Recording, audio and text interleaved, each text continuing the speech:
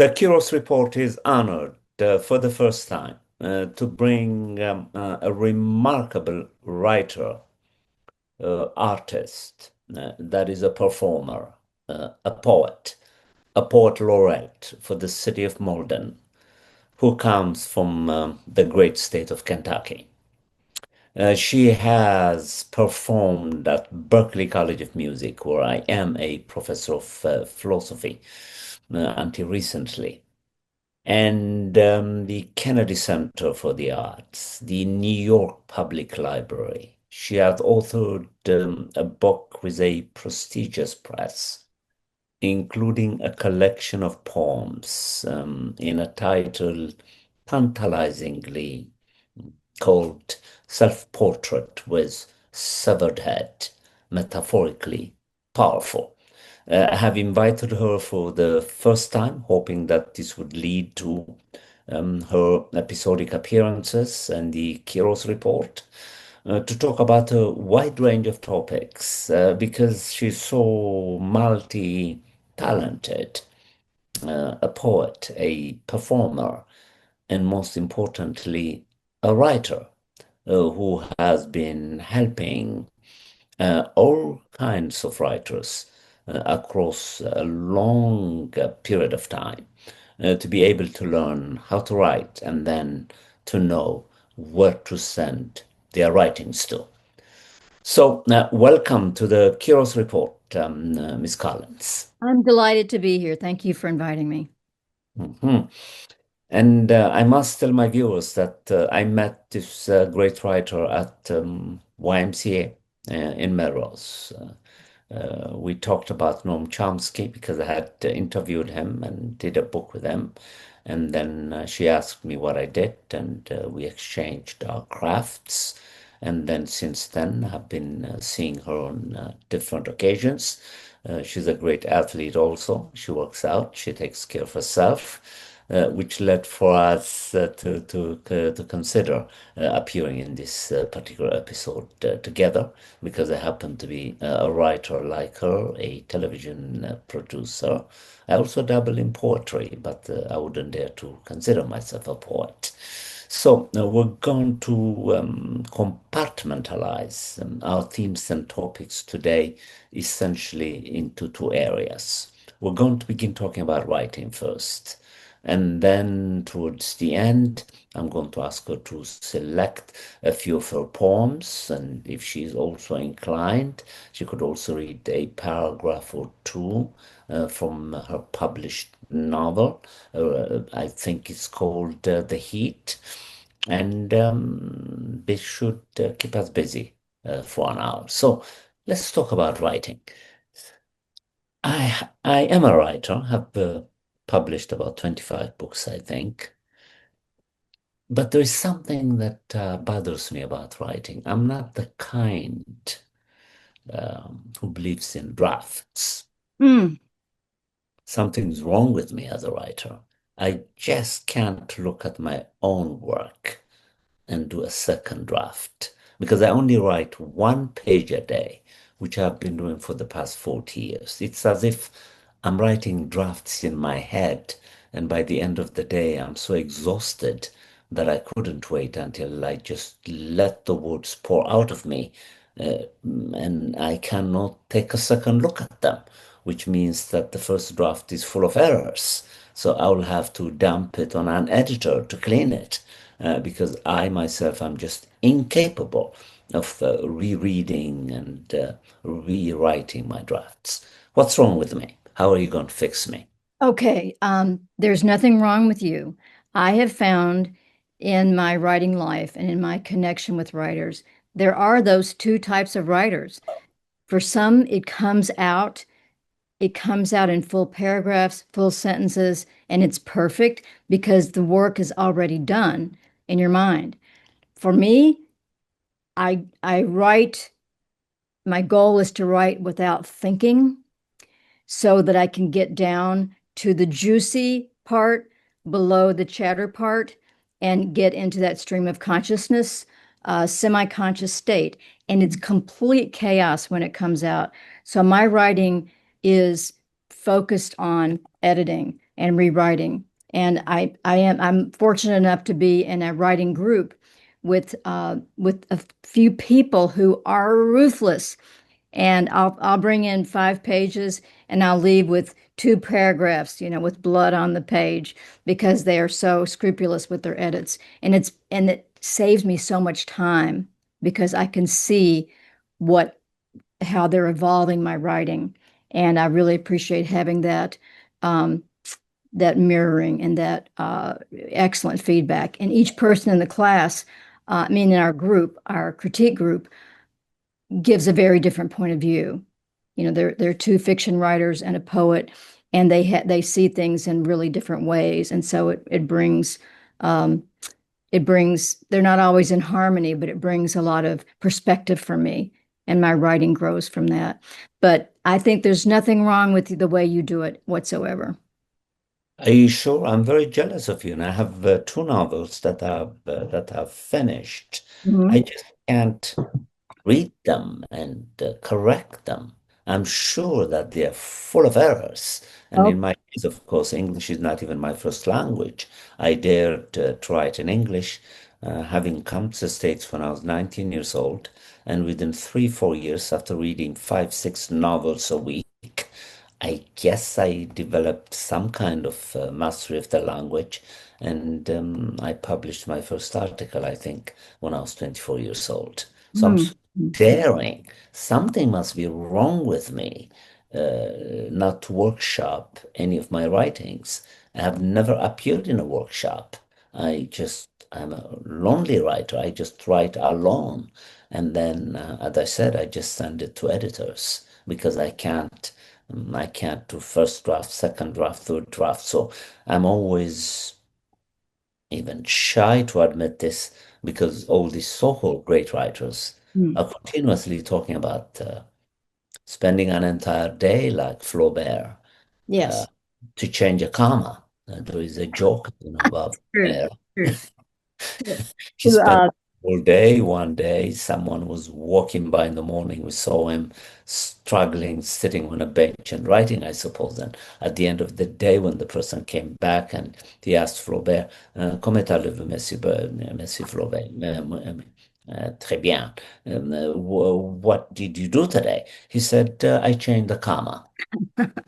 So when I heard this story, I just began torturing myself. I said, I should stop considering myself to be a writer because I don't do any of this. Sure. I All think I I'm think you interested. need to just let that go. Let that go. You're doing fine. And you do have editors, right? Writing is it's a lonely craft. It's a lonely occupation. We do it in solitude.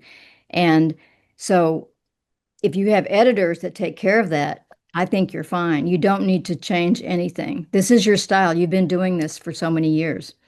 Hmm. Oh, and this But is when you were 24, you published your first article in English. Is that right? yes, I'm Wow. so daring. Yeah.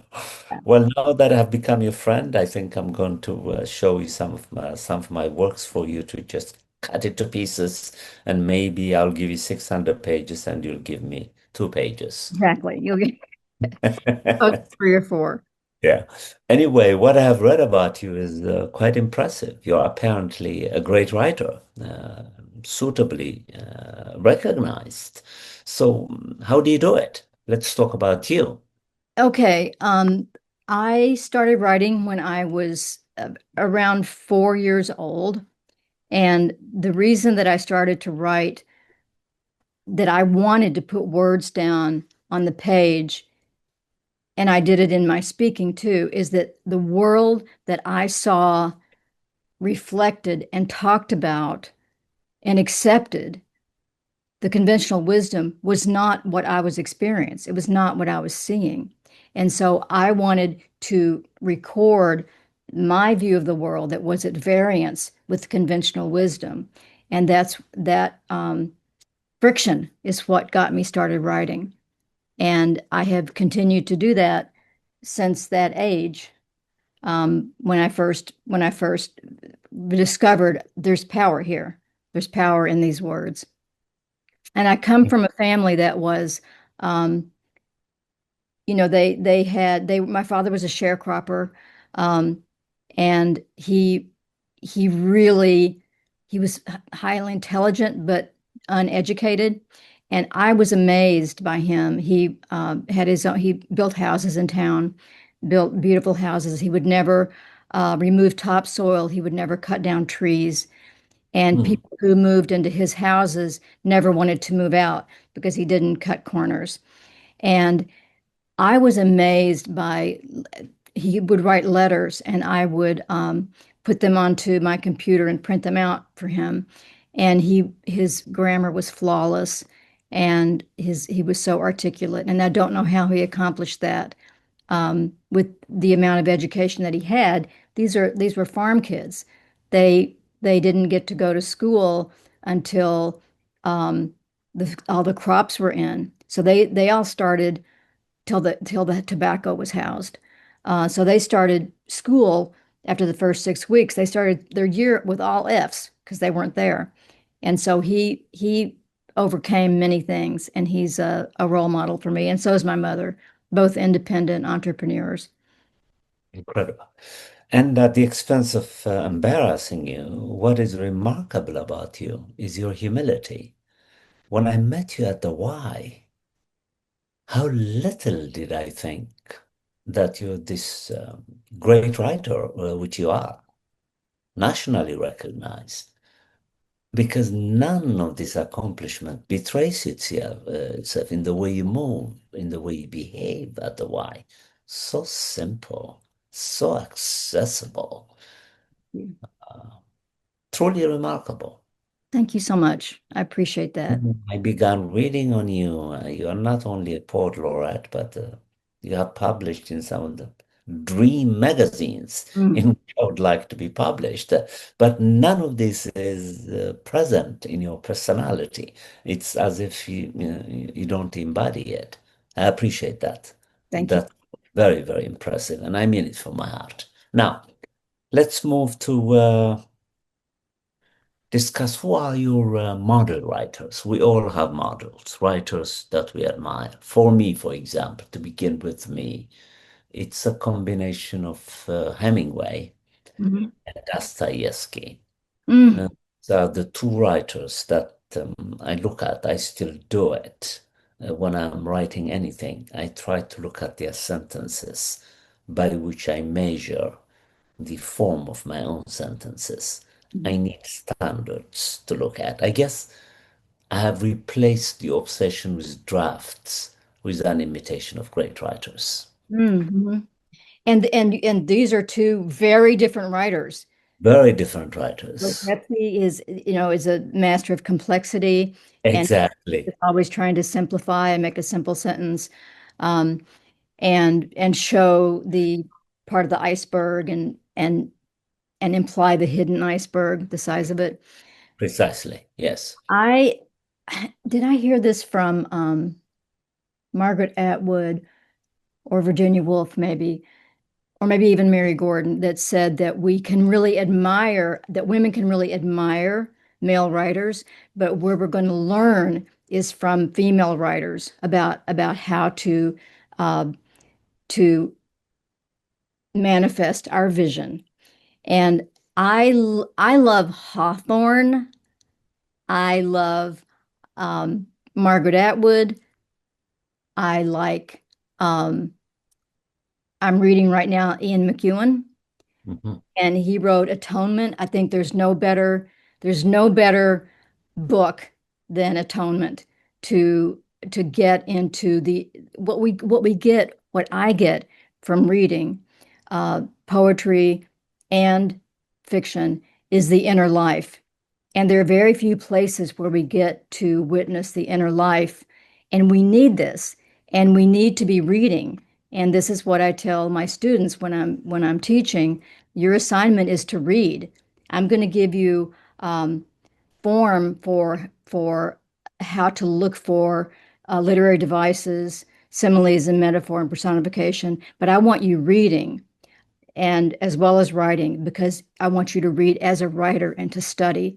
Margaret Atwood can go from 2 centuries back into the future, into a description of laundry, in a paragraph and take you to a different world. So I really admire her. I'm getting ready to read James by Percival Everett, and whom I haven't read, and I'm looking forward to that. And I want to read everything. I have stacks of books there, and people give me books, and that's what I do in the evening is read. Incredible. I What read did it. I study it. yes, what did you get trained, formally trained? I went to the University of Kentucky, Okay. and I went there for undergraduate and graduate school. Uh, Hmm. Wendell Berry was what taught me, and Wendell Berry is, he was the first person to be talking about agribusiness, and he has beautiful poetry and prose and essays, and he had the most clear mind of anyone I've ever listened to. And the first grading period, he gave me an F. He said, I don't know what sex anybody is. I don't know what's going on. We don't have scene. And so I said, okay, I'm going to do it what you tell me to do. And then he called on me to give a speech as his most improved student. And I had him a couple of times in a creative writing classes. Guy Davenport, who's a wonderful scholar. Um, I I was fortunate enough to have a seminar on James Joyce. Um, we did Ulysses, and then when I moved to Boston, Pamela Painter at Harvard um, at night extension was a wonderful mentor to me. And she said, you need to be sending these stories out. And so she got me sending my stories out. And she said, I'm remembering your characters. And she's also ruthless. She'll tell students, go work in a bank if she thinks they shouldn't be writing. So she was extremely supportive to me. She's been wonderful. I've been very fortunate in Boston because people like to hear stories. They like to hear stories. And Southerners, we're still sitting on our porches telling stories and stringing beans. We're still doing that. We still value that. And it's like there's more time. I don't know how we manage that to have more time in the South versus in the rural South versus an urban setting. So I feel really fortunate that I came to Boston and started reading poems, and then I started working with musicians. And in the early 90s, I was part of the resurgence of spoken word with music. We started with Jeff Robinson Trio and the Plow and Stars, and he called it Poetry Jam. And we were putting spoken word to music. And that was wonderful for me. And then I had a band, all-female band. We called our work chamber rock. We had a classically trained viola player and then people that had been in a rock band. Interestingly, we a friend of mine, we went to Maine and we came back through Boston. Our car broke down, and, Mhm. and some people tried to help us and set the carburetor on fire. They put to kind of set the car on fire. So it was 5 o'clock on a Friday. And so we had to stay in Boston. We were near Harvard Square over the weekend, and we went to a bar, and there was this all-female band, and I thought, and they were just like there were like 10 of them, and they were called Miss Bliss, and I thought, wow, I've never seen anything like that. And so my friend ended up going to the museum school. She's a photographer, and I moved up here, and some of the people in that band ended up being my first band. Wow. They had disbanded, and so I felt really fortunate. And we were called Pin Curl. And then we made an album together called Kentucky Stories. It won Best Spoken Word Album in Boston. They were giving out awards in Cambridge and Boston. And then I've produced four more albums with a band that I call Rockabetty. And then my most recent album is with a blind autistic musical savant from Russia named Santon. Incredible. There are so many things that I want to talk to you about. It's so rich. Now, correct me if I'm wrong. How is it that some of the greatest literary magazines are located in Kentucky? What is it about Kentucky that produces writers? Is it the Kentucky water? Or, It- what do you it's, drink? What do it's they in the eat? water. It's bad for our teeth, but it's good for our um there, we do have we are people think they can understand Kentucky by flying over Kentucky Hmm. coast and looking down, and you can't really understand us that way. You need to come and get to know us. And I think that I'm very proud of the people who come from Kentucky, Barbara Kingsolver, um, with Demon Copperhead, and we just have. I was talking to somebody yesterday, and he was saying that he likes to listen to Southerners because of the poetry that the metaphors we naturally use. And Hmm. my most prime person that I listen to is my friend who is a handyman. His name is Ray Oney, and he's from deep in the mountains. And everything that comes out is poetry, is metaphor. And I've been trying to capture him for years, and I can't capture him. His name is Ray Oney. His son is named Tony Oney. And I said, now Ray, when you had your son and you named him Anthony, didn't you think people would call him Tony Oney? And he said, yeah. And I said, what's your mom's name? He said, Zoni Oney. And he goes, it's really Arizona. They call her Zoni Oney. But he's a little guy. He's my size. I can wear his clothes. And he just the way he thinks about things, like get your head on, girl. He talks to me, and everything that comes out is poetry.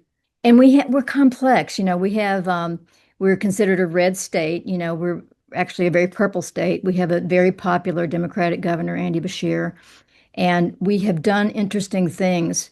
For example, there's the Keystone XL pipeline, and there was the Bluegrass pipeline that they were trying to get through Kentucky, and they said it was going to provide natural gas. But really, it was going to be fracking effluvium and highly combustible. And we had Christian right, hippies, left wing, right wing, cheerleaders, you know, lawyers all got together and had solidarity and stopped that pipeline. So And we now we're in the same place. I see. And now there is one theme that also fascinates me about writers. Correct me if I'm wrong, because most of the time I'm more wrong than I'm right, because I'm very opinionated by nature. I think there's a difference between female and male writers. Yes. Am I right? Yes. How, I what, I yeah, what do you ground that on? Anatomy, biology, or conditioning? But there are differences, am I right? think there are differences.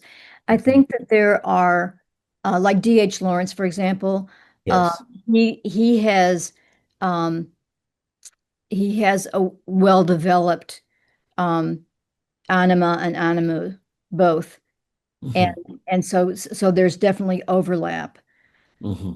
But I do think that the experience of being any experience that's dominant, race, class, gender, is going to give a different viewpoint because it's going to filter the world.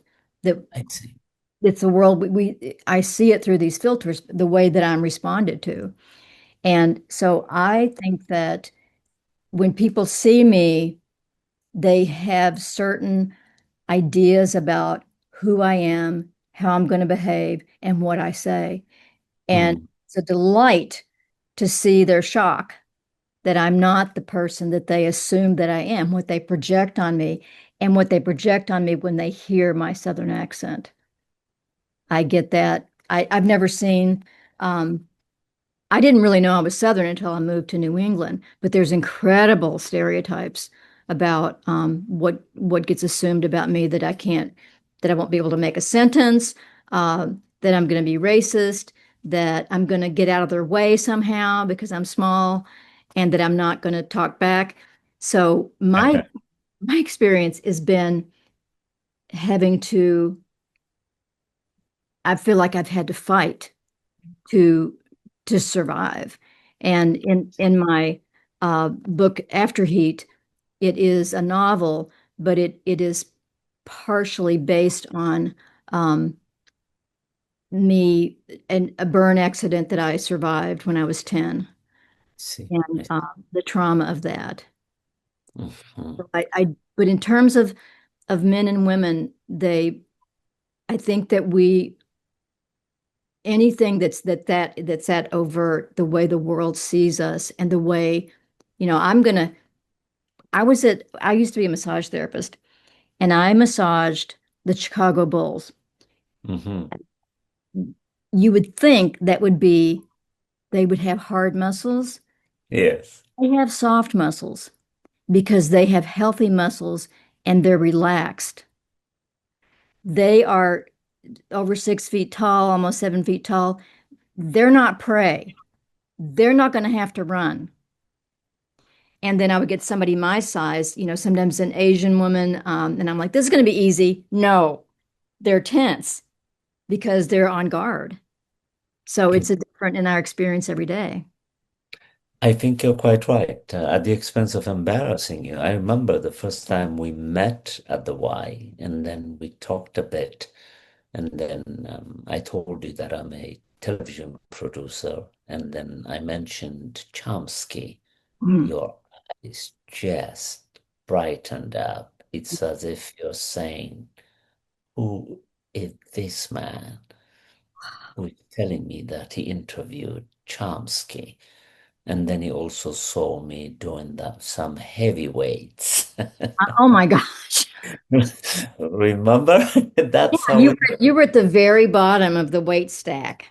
That's right. Yeah. And you asked me how I did that and so on. And then this led us to be friends. So I think your point is quite well taken. It's the experiential component, I think, which functions as a lens through which we produce writing, which is necessarily, not contingently, but necessarily filtered through how others look at us and the defense mechanisms that we have to develop to assert our humanity.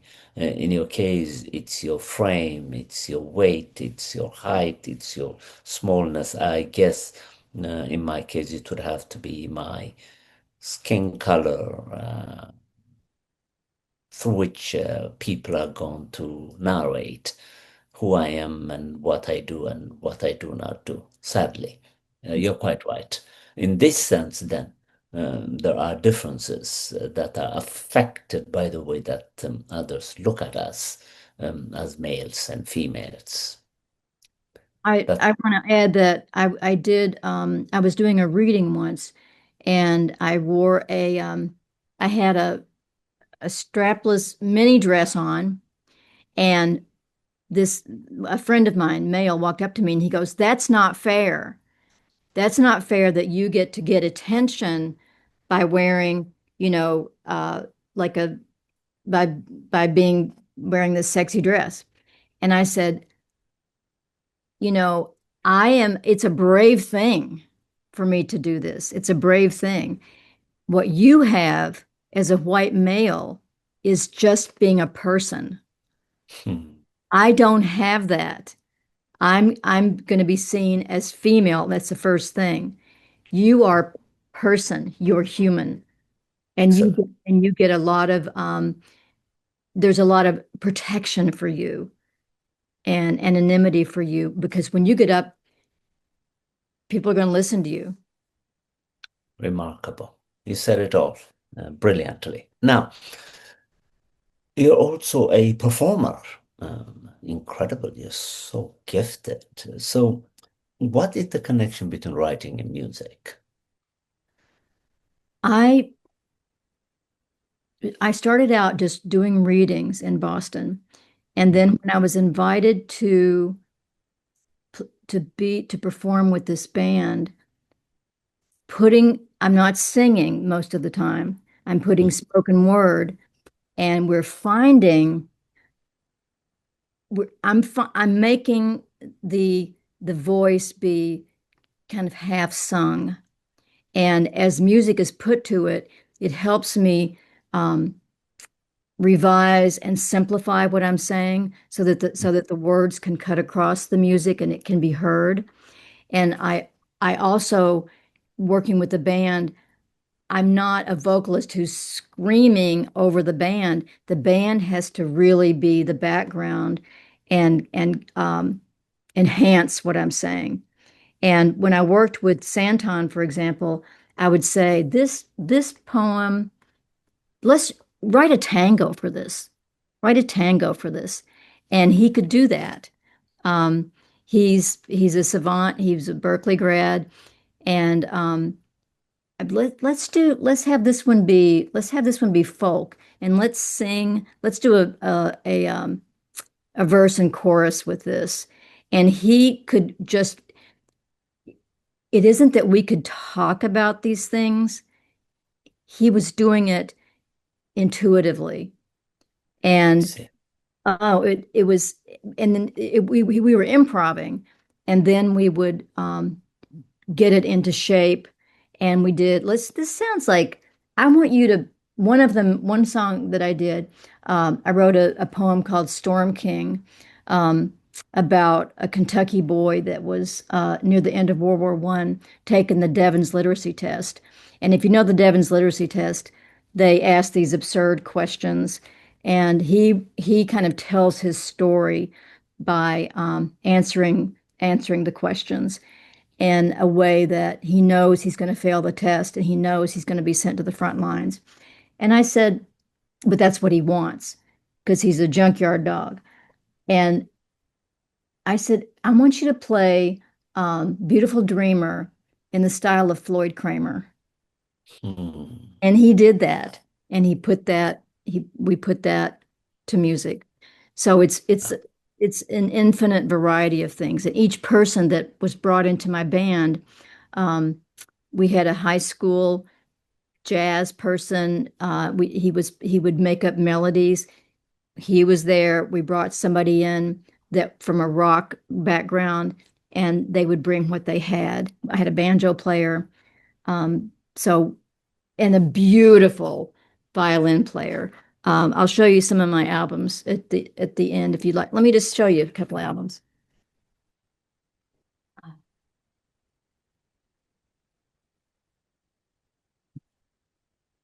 So here's my novel Afterheat, and Actually, very good. Yes. it takes a lot of nerve to put like a naked picture of yourself on That's your. you.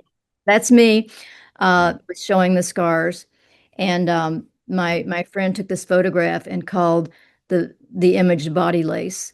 Um, and then my book of short stories, which is going to be coming out with the UK press, a reprint, and then self-portrait with severed head. I know that title freaks me out, but a here's a couple of the albums, C.D. Collins and Rockabilly. Also, coal is not clean. Clean coal, big lie. And How then big how big is your band? I'm not working with the musicians right now. The last person that I worked with, Santon, there were just the two of us. So it's Mhm. been as big as, you know, five or six, just depending. I'm thinking that I'm going to talk to the great Patrick Doyle, the studio manager in Melrose. Absolutely brilliant. We might want to invite you to perform at our studio, I Okay. think. Okay. That would Would be you wonderful. and in that, I'll talk to him, and we usually do this on Saturdays. It's an extremely busy studio, Okay. but let me work out the details with Patrick, and I'll let you know. Okay. All right. Shall I do a poem? Yes, now we're going to move to the actual stuff, namely your work. So I would like you to choose a few poems, read them, and interpret them for us. Okay. Although it's sin to interpret poetry, but I'll have you interpret one or two poems, why you wrote them and what the message is, if you don't mind. Okay. Or you can give any feedback that you want. Let me have a sip here. Hmm. A decade from now, when everyone works either for Amazon or Starbucks, when Jeff Bezos has been coronated king, I'll be down south in a compound like Jim Jones or David Koresh, except my followers will be nomadic cats who smoke burleywood pipes and tattered dogs who never get dental checkups, and my religion will be horticulture. Carrots, sweet corn, and bush beans called Kentucky Wonders. I will sit cross-legged and watch the sunset flare, unnatural but gorgeous colors, like a Duraflame log, which burns for hours, consumes itself without an ash, and I'll talk to my father. What I really want to say is that I miss my father's vegetable beef soup, always a pot full, or brown beans and cornbread fried in a cast iron skillet. Plenty. Always made sure we had something good to eat. Not Mom. Her basic food group, Sara Lee cinnamon wedges, drip grind coffee, Jack Daniels, and Kent's cigarettes, gathering in ashes as long as a philosopher's forefinger. My dad ate his soup in the den, listening to Rush Limbaugh. He didn't like the look of his dentures that student at the medical center made. He'd been so handsome, strong, built half the houses in town. Dined privately now, then came out to where my mother and I talked at the cherry dining room table and repeated everything Rush said, wheezing with laughter. Rush's jokes hit him like a two-by-four. My mother would fire rebuttals as she scanned the seed catalog: black tulips from Holland, purple string beans, and blue potatoes. She could defeat Rush Limbaugh without a pause in her page turning, and that was the reason he did it. To hear that back talk, to rile us. To him, this was a good time. This was conversation. There was no malicious intent when he said, I got to go meet one of my secretaries now. I'm going to a militia meeting over at Ruby Ridge. I'm expecting Stormy Daniels at 3. Just tell her to wait in the den. What I really want to say is that I shop for bones in Star Market in Cambridge. Beef bone sawed with a sharp blade on a January day so cold spit froze in the air. Wind boomerang words back into my mouth and burned my skin like a flat iron. Though I am vegetarian, I bought 4 bones, which I roasted in a pan while sauteing onions, carrots, mushrooms in the big Dutch oven. I deglazed the bones with good red wine from Italy, added to the soup along with the herbs, chopped tomatoes, barley, simmered it for a few hours to let the flavors blend, carried it to the new house, and fed the carpenters. What I really want to say is that I don't know who I am anymore. I have reabsorbed like mist into the ocean, shattered like the window in the witch's house, the one made of purple candy. I never knew how fragile, how brittle, how easily lost. I carry this loss like cotton candy spun with pink light inside my chest, insubstantial instead of heart meat, lungs like bagpipes. I feel the hollow when I trail after someone leaving in the snow. Please don't go. A hole like a hollow-nosed bullet through the third chakra, the sun, the self. Hollow nose, small at the entrance, blow your whole back out. I fall into the deep, cold sky, searching for my father in a blue star. I will ask him questions. What would you do, Dad? And he'll say, stand up for yourself. You don't have to take any crap. Tell them all where to go. I've seen my father crawl up a man like a panther. My 5'7" father up a 6'3" man because he stuck by the man, bailed him out of jail, given him a job, and seen him through. He didn't like to be betrayed the way the man done him. My father's absence, a betrayal too. Death is an absence I'm bound to forgive. He'd always been remote, seemed closer now, in the bone marrow. In the recipes written in blue ballpoint on yellow legal pads, in the seed packets that arrive in February, square, colorful, spread across the cherry dining room table like candy promised to a little girl. Incredible. Thank you. How long did it take you to write this piece and how many drafts? It took me a while, and I most of it came out in this chaotic first draft, and then I worked with it, I cut it, I listened to it, and then I've had to change the beginning because in the beginning there was a different president, and so some of the poems still do evolve, but it took, I would say, a few weeks, yeah, And to finish it. you sound like you were rapping. What's the connection between rapping and poetry?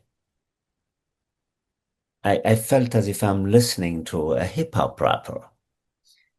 It is, I don't think of myself as a rapper, but there's a rapper that's in the barber shop next to me, and he sees me and he'll start a rap. He's fantastic. I'm CD, he's DC. Hmm.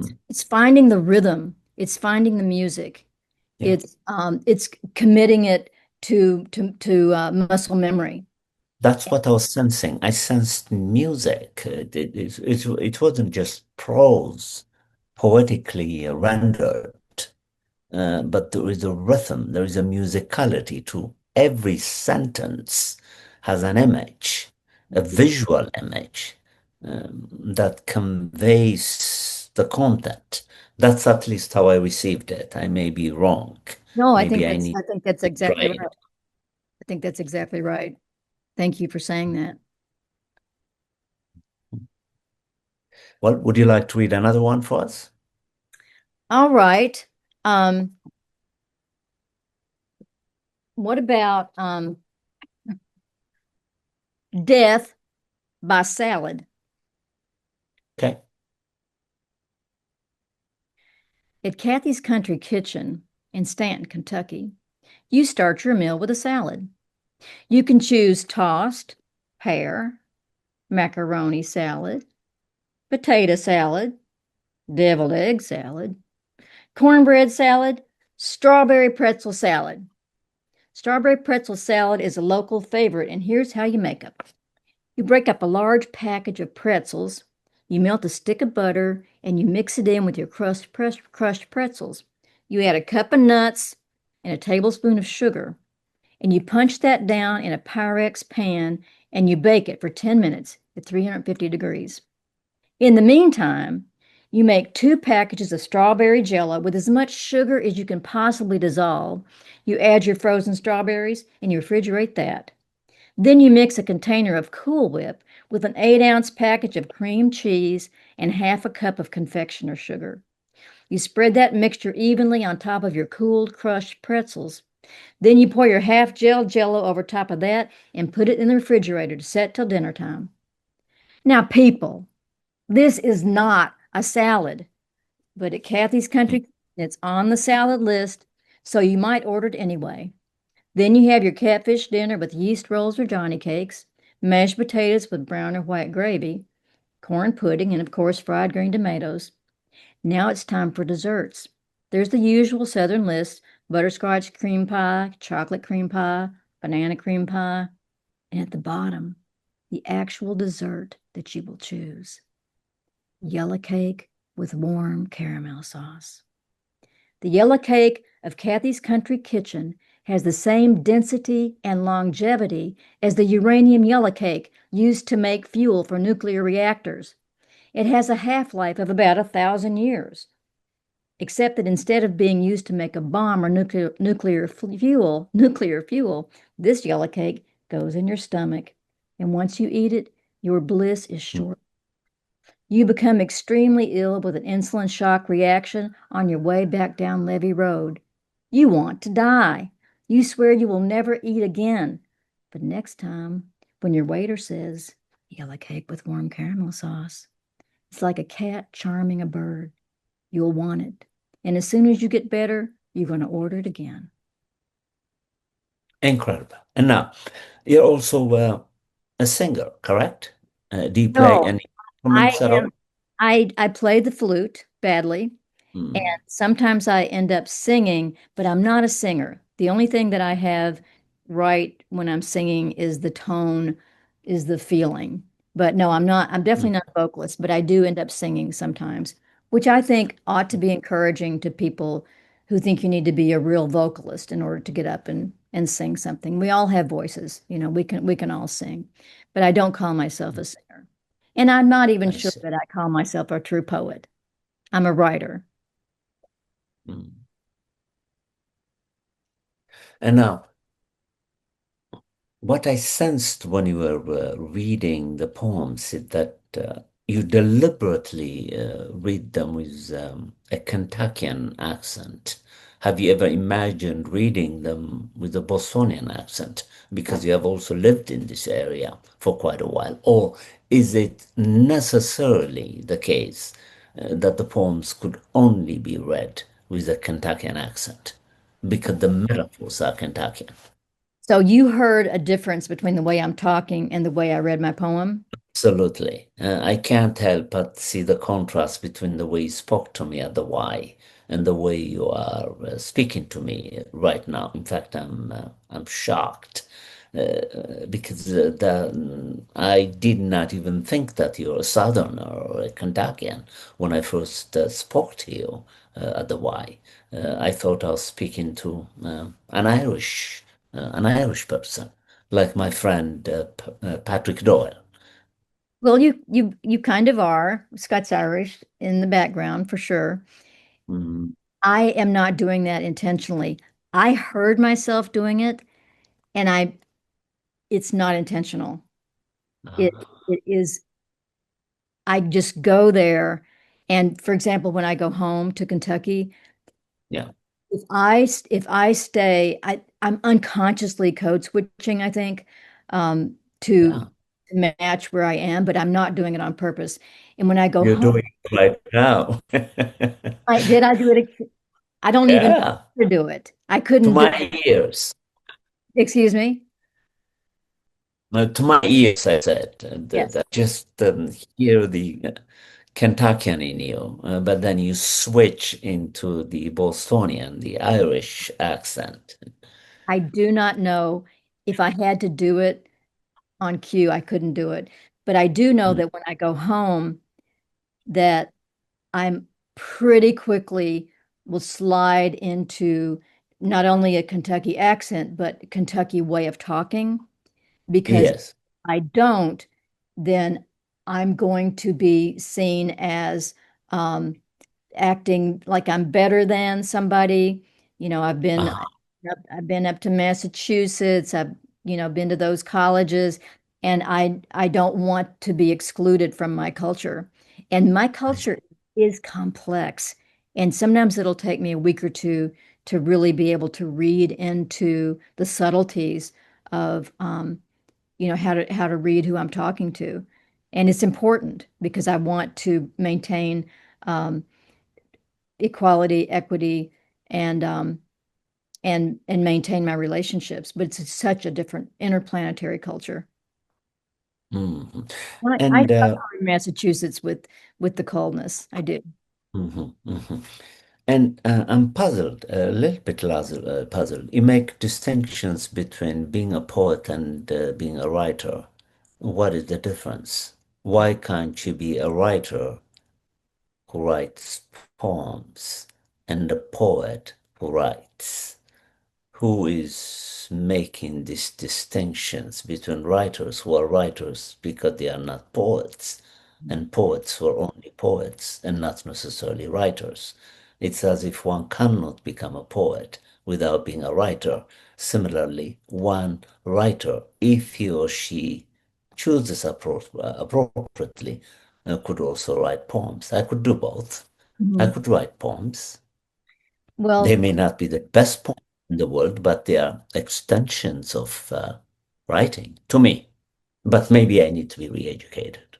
Well, this is my own point of view that to say a po like that I'm a poet feels a very high thing to say, and I reserve Mm. that for certain. I feel like maybe I've written a few poems that I think are really that really achieve that. Now that's a poem. Um, Your that collection of poems with severed head is a masterpiece. Thank you. It's a work of poetry. Those are poems. Thank you. I also will the person in my writing class, Jennifer Barber, who was the poet laureate of Brookline for a while and Mhm. of Salamander magazine. What she does is distills so much. It's almost like she's making sculptures in the air. And I admire what the economy of it. And you're right. It's kind of self-deprecating to say that I'm not a poet, and plus Yes. poet laureate. Um, but I don't think that everything that I write reaches that level of saying, now that's a poem. Do you think that statement is, unfortunately, filtered through this mistaken view that we have about poetry, that the great poets are Mhm. males? Mhm. Um, Oh, some of the greatest poets are females. mhm. I wonder I if it has something to do with that, because we're so accustomed to thinking about Homer, for example, who's a male Greek writer who thought he knew everything until Plato critiqued him and put him in his place to a degree, mhm. humbled him. I think that's not what I'm doing because if I'm looking around at the poets that I admire, um, they tend to be women. And so Yes, I'm seeing on a uh, I'm just I'm just not putting myself at that level, but I I don't think understand. I'm breaking it down along gender lines because Okay. I look for the female poets and the male poets too, but Uh, mainly the female. I know how difficult it is, and I have to commend you for publishing in Salamander and the University of Pennsylvania. These are, and the Kentucky literary magazines. These are the best of the best. And you published in these pieces. So if anybody should brag, it's you. And additionally, you're also a poet laureate for the city of Malden. These are high achievements, but I appreciate the humility. Well, I'm One, taking in what you're saying, and I much appreciate what you're saying. well, this I think is going to be remembered as one of my best productions with a writer, a poet, and it's going to lead to more collaborations. Among other things, I'm going to seek your help as a writer. I'll share a few of my writings with you. As I said, I've never workshopped, I've never showed my writings to anybody. I simply write and they get published, and that is that. But I'll try to do differently. And additionally, we're also going to talk about bringing you to our studio, our fabulous studio, to do a performance, either solo or within the context of a band. Do So, I have yes, time for one short poem at the end? of course, I'll be. Please do. Okay. This is called Eclipse.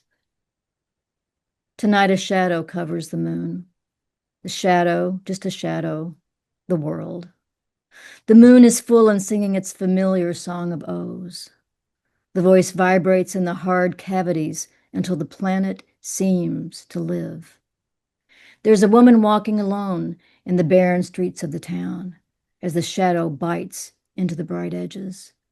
You could say this woman traverses the sky, long trails of light years weaving themselves into her hammock. You could say her heart was the moon, cold and bright, or her eye in one quarter view. Yet these are only images. The light of the moon is a dust of glass, reflecting a distant star. The moon's surface slippery like silica, faintly reflective like volcanic sand.